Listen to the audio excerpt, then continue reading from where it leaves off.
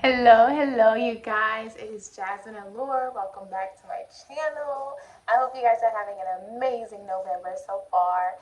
So today is actually going to be a different style, a different type of video that I'm going to be doing for you guys. It's actually going to be a little personal, well, a lot personal. This is something that I honestly have not openly talked about since it has taken place. I've only talked about it with my family or close friends. So it's going to be definitely a tough subject for me. So it's going to be a story time, you guys, and I'm just going to let you guys know a little bit about me. And honestly, you guys, I'm doing this video. It's just like I kept feeling like a tugging, like it was something tugging me, like to share my story.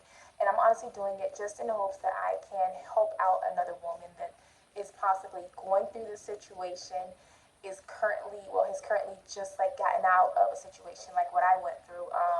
Just honestly, just that's really the reason why I'm doing this video. It's not honestly to bash the other person or anything like that. But anyways, you guys, today's video is going to be about my domestic violence experience. I'm gonna go into detail with a few things, and if I get emotional or if I start crying, like just bear with me. It's been a while since I have talked about it, but like as I've been preparing for this video, like I found myself like getting emotional and crying. I'm like, oh Lord Jesus, please let me get through it, right?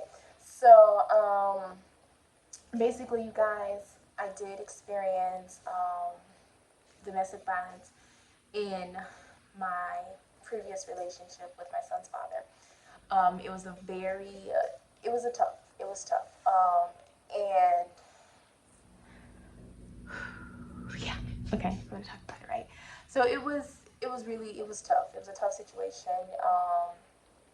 So starting from the beginning, basically we were together since high school.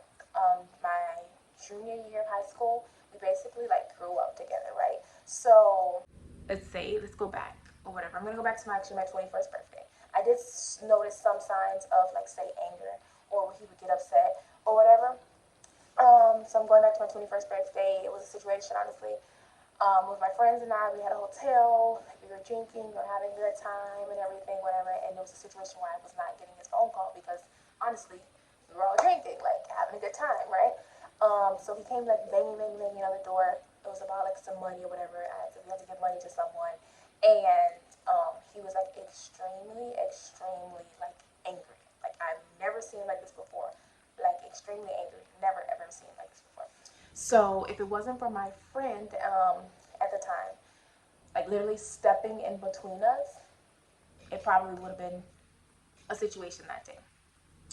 So I'm gonna fast forward actually to 2000. I think was this 2012, November, maybe October, November 2012.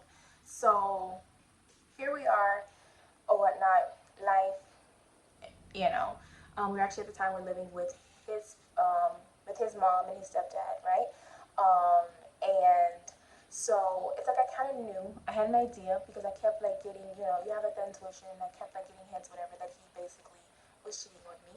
He was cheating on me with a so-called friend. She was around like all the time, and she's like, okay, no, we're just friends. It's nothing more than that. Blah blah blah blah blah. Yeah, but like it was just too close in contact. So I was at work one day, and I ended up going to. We had AT&T at the time, and I was going and looking into the. I had to do something, so I was looking through his email. Long story short, like I saw a whole bunch of messages of him like talking to like a bunch of different women on like social media platforms, on websites and stuff like that. And I was just like, wait, what? So like, hello. So it's not just her, but it's other people that you're probably just talking to, messing with. No problem. That's fine, right? So I was like super, like I was just pissed, like I was upset, like I was pissed, and I was like, you know what, I don't want to be here tonight. And it just so happened one of my friends, um, was having like a little giddy or whatever, like just a chill night at her house, whatever, with her friend, her boyfriend's friends, whatever. So I was like, you know what, listen, I'm coming over, period, that's it. So I went over, whatever. That night, I actually met, it's crazy, I met my now husband that night. So yeah, I was like, just like I was over the whole situation with him. So like we met, whatever, we were talking, blah blah blah. We ended up exchanging numbers, and like from that time, like we both had our own situations going on, whatever. I was still with, like I said, my son's father, so it's like, whatever. But we were talking. Um, so we were talking, and like, honestly, we would, like meet up sometimes, whatever. But we were talking, and it got to the point like we were talking all the time. So my car at the time, car that I had was connected to my phone. So you could see like my call log. You can see, I think maybe even text messages. I don't know if you can see like the actual thing, but I think so. So he ended up, I don't know, maybe he had like a little hint that I was talking to someone or whatever. But hey, like you're doing your own thing. And honestly, like I was just like, okay, this probably is not gonna last. So I was over it, right? And he switched my car. He basically switched back. It was so random how he did it, but I wasn't thinking. And he was like all upset, whatever. I'm going for a ride. I'm going for a ride. But I'm like, all right, go, do you, boo. So he took my car. He was going through like my call log, and I guess trying to check the messages, whatever the case may be. And when he came home, actually he ended up blowing up my husband and my friends, trying to figure out, okay, what's going on here? What is this? Blah blah blah blah blah, whatever. So he came back to his mom's house and he was like livid. He was pissed. So I'm like, whatever, like calm, just calm down. And what ended up happening was, um, he tells his mom, listen, take take Bryce in the room and let me talk to her. So I'm like, okay, so we're talking. And what happened next, I totally was not expecting it at all. Like, I wasn't expecting this at all. So he literally was just like yelling, and like we're going back and forth, going back and forth, going back and forth. And that's when like he literally just like started to me, it was like, because I'm sure I'm 5'3", he's like probably 6 feet or something like that. So for me, all I saw, it was like a gorilla, like a monkey, like punching someone. And I'm like, oh, like it just didn't click to me, like, oh my gosh, this man is literally hitting me. Like he's literally hitting me, because he was just like, I just like vividly I can remember right now, and he was just like boom, boom, boom, boom. So all I could do was, my first instinct was, listen, I'm not trying to get bruised up, I'm not trying to be hurt or anything like that. Just cover and protect yourself, and that's exactly what I did. I just did like this the entire time, and I got down and I covered and I protected myself. And he just continued to continue. Oh, whatever. It was arguing, arguing. I was like, I was blown away. I was hurt, and I'm just like, it didn't really hit me until I actually, because I ended up leaving. I left that night and I went to go stay at a friend's house for the night, and I was just like, I can't believe that he just put his hands on me.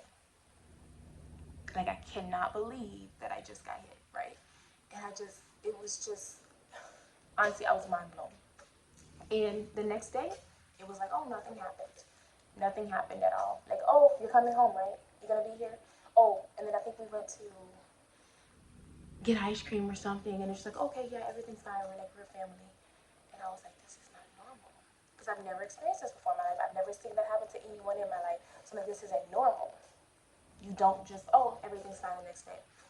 So it goes on, whatever. Like, at the time, I continued to talk to my friend. That's honestly because I knew he was doing whatever he wanted to do, and I was like, there's no point in me trying to be faithful to someone that's not faithful to me. Point blank, period. And then someone that put their hands on me. No point, right? So I ended up,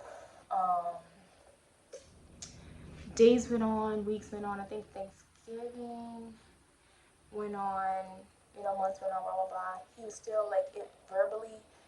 It was horrible. It was arguing. It was like all the time. So, and it was just like, okay, well, because I told him, I was like, you put your hands on me, like I can't see myself staying here. You put your hands on me. Oh, the response was, oh, okay, well, where are you gonna go? What are you gonna do? And I'm just like, okay. So you don't think, but all this stuff, it's just coming, okay, no problem, fine. So fast forward to New Year's, right? New Year's Eve, we got all dressed up, and we said, okay, we're gonna go, we're gonna hang out, and I was actually gonna meet one of my close friends. Um, she was gonna meet us, and we were all gonna go out. So we were trying to figure out. So we were just driving and driving. I'm like, okay, like, what are we gonna do? What are you going to do? Like, whatever. Like, we kind of like got into it or whatever. And I'm like, okay, where are we gonna go? And he was just like all over the place. And I think this was the moment for me that really, like, was it. Like, this one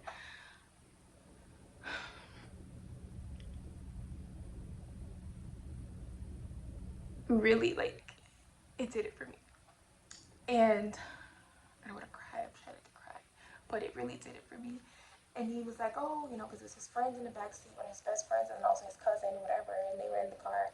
And then, like, he's like, oh, whatever, going back and forth, and he literally just, like, me, like, right here. And I was like, literally all I could do was put my head down. I felt so freaking low. I think that's the lowest I've ever felt in my life. I felt so low. Literally, like, I felt like a piece of dirt on the floor. And they were just sitting in the car. They were silent. No one said anything because it was just this awkward moment. No one said a thing. And it was just like silence. And I turned my head, I put my head down, and I was just like crying to myself. And I'm like, oh my gosh. I think I texted my friend, and then I texted Romaine also, and I was just like, wow. Wow. So this is what we're doing. And at that moment, that like kind of hit me. I was like, you know what? You can't stay here anymore, because at this point, he doesn't really care. He doesn't really care. It's like, okay, I can put my hands on her, and it's whatever. So I'm going to insert a picture of me. We ended up going to, I think at the time was Iguanas. I think they closed it down due to COVID or whatever. But yeah, we ended up going there that night, popping bottles, drinking champagne, like everything was perfectly fine. Went on with the night. I'm gonna show you like me. I have a bottle in my head in the picture, and everything was perfectly fine. And then the next day, that's when reality hit me. It's like you can't stay in this situation. It's not healthy, because if he didn't just do it one time, he did it again, and then after that, he ended up doing it one more time. He like slapped me, my lip was swollen, and it's like you can't stay in this type of situation, because at this point, there's no type of respect there. There's nothing. He doesn't care. He doesn't care, and it could be much worse. It can get much worse, and it can elevate very quickly. And that's when I'm thankful for my friends, and I'm thankful for my family, my parents, that basically talked to me, and they were like, listen, you can come back. Like, you can come home. You don't have to stay in that situation. We didn't raise you this way. We didn't raise you to accept this from a man. You deserve so much more. Like, you're better than this. So if it wasn't for my friends, if it wasn't for my family, at the time, my coworkers, which were my coworker, she was like a friend. She also talked to me. My boss from Metro PCS also talked to me, and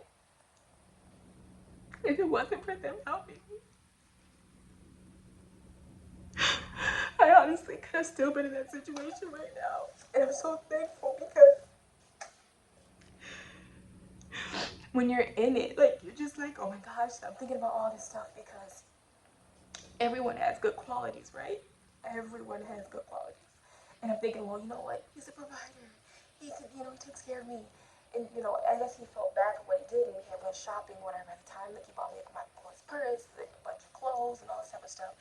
And I'm like, am I just able to get bought like that? Like, so I was thinking to myself, like, listen, like, no one should be able to just, do whatever they want to with you, and then thinking, okay, a few gifts, it'll be okay. You're fine. And that's when it hit me. Like, it's like, I couldn't stay there. I couldn't stay there. I couldn't stay there in that situation. And I know I couldn't accept that. Like, I know that there was greater out there for me. And I know that there was so much more out there despite this. So after New Year's, I think in January, actually, I made the decision to leave. And that was probably like the hardest day ever. Like, it was so hard, because everything that I knew, like, completely different now.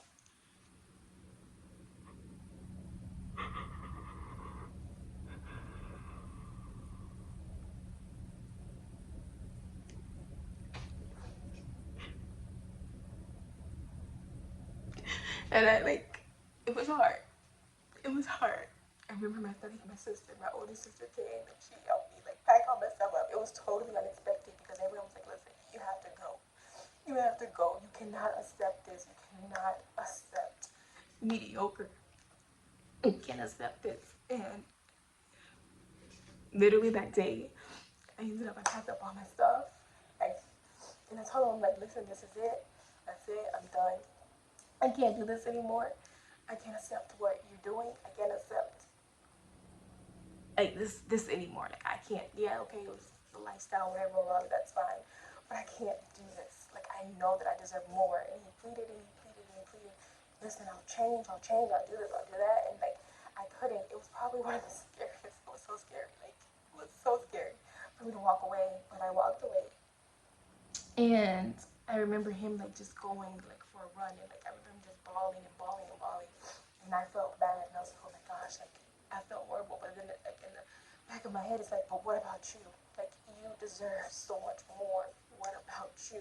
Put yourself first. Like there is life after this. There's life after the abuse. There's life after the mental abuse, the physical, the verbal abuse. There's life.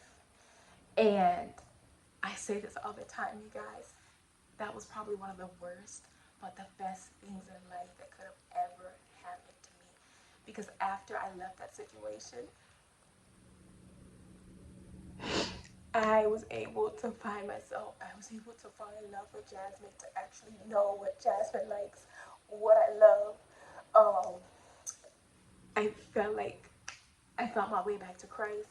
Um, I got saved, and it was just the most like the process wasn't easy. Like I had days, you guys, where I would literally cry myself to sleep because I'm like, did I make the right decision? Did I do the right thing? And it was like the soothing. I don't know. This is so crazy, you guys. I don't even like believe it, but it was like the Holy Spirit would soothe me to sleep and literally like just kind of like how you rock a baby to sleep. That's what he would do to me, and because it was hard. It was so hard. I'm so thankful. I am so thankful because out of that situation, I like I found myself. Like I found myself. I found happiness. I found joy. I found peace. And it's the most like this is the most beautiful thing ever. And I found the Lord. Like I found Jesus. And it's just the most beautiful, beautiful thing ever. Like to actually find yourself, you guys. And I am just like I say, I always say it like it's the worst, but yet the best thing that has ever happened to me, and I'm thankful for the situation. And I just, one of the things that I don't really talk about that much, but I'm passionate about, and I want women to know, like, there's life after all of that. You know, it's okay. Yes, it happened to you, but it doesn't have to define you. It's a part of your story. It's a part of your testimony, and just be encouraged. Be encouraged. Um, Trust me, trust me. If you leave the situation, or if you're like going through right now and you feel like you're not gonna make it through, and you want to go back to that, you don't have to. You don't have to. You have choices. We all have choices. There are resources available, even if you don't have family. There are resources available that will help you. You don't have to go back to that situation. You don't. And if you're worried about, oh my gosh, like I don't know if I'm gonna make it, girl, it's okay. I didn't think I was gonna make it either. I literally went from having like, I ended up going back to school after that. I had to quit my job. I wasn't working. I don't know how my bills got paid, but guess what? God made sure I had all of my needs were met. All of my needs were met. I might not have had all my wants, but it's okay. All of my needs were met, and He supplied everything. So guess what? You can make it. You can do it. There's life after the abuse, and yeah. So that's my story, you guys. That's what happened. Um, and I'm actually gonna do. It's gonna be a series of different ones of videos. The next video that I'm gonna put out is how I was able to work through the hurt, how I was able to heal, how I was able to heal from the cheating and from the abuse, that situation. Also now, because it's crazy and everyone looks at me, everyone's like, the people that know what happened, they're like, so it's like how to co-parent, right? How to co-parent with the person that abused you, the person that cheated, how to co-parent with him or her. It can be her, but how did I get to the point to where we have a good co-parenting relationship? Everyone looks at me and they're like, what? How was that possible? So that's gonna be it's gonna be three parts to this video. This is just part one, but the second part will be how I was able to heal and get through the process, and the third video will be how I'm able to co-parent with him. So I hope this video helps someone out, you guys. Listen, I am here. I'm an open ear. You guys can message me. You can send me emails. Listen, I'm here, sis. Like, I will pray for you. I will talk to you, whatever it is. I just want women to know that there is life after. And you don't have to stay in a situation that is not making you happy. Because guess what? Like I said, we all have choices, and you have the right to want to be happy. You deserve more. You deserve greater. And trust and believe God will send you greater. So, I hope, like I said, this helps someone. Look out for part 2 and part 3 of this video. I hope you guys have an amazing, amazing day. And I will see you guys in the next video. Oh, wait, also, if you're not subscribed, please click the subscribe button. If you like this video, please like it. We're on our way to 1K, and I'm so excited. We're like, I think, 300 away from 1K. I'm going to be posting consistently. I know it's been a little rocky for me, but I'm going to be posting consistently, posting more lifestyle videos, mommy videos, vlogs. I'm living a healthy, active lifestyle now, so I want to incorporate that. I want to incorporate my kids with you guys. So please, you guys, like, comment, subscribe, and I hope you guys have an amazing, amazing day.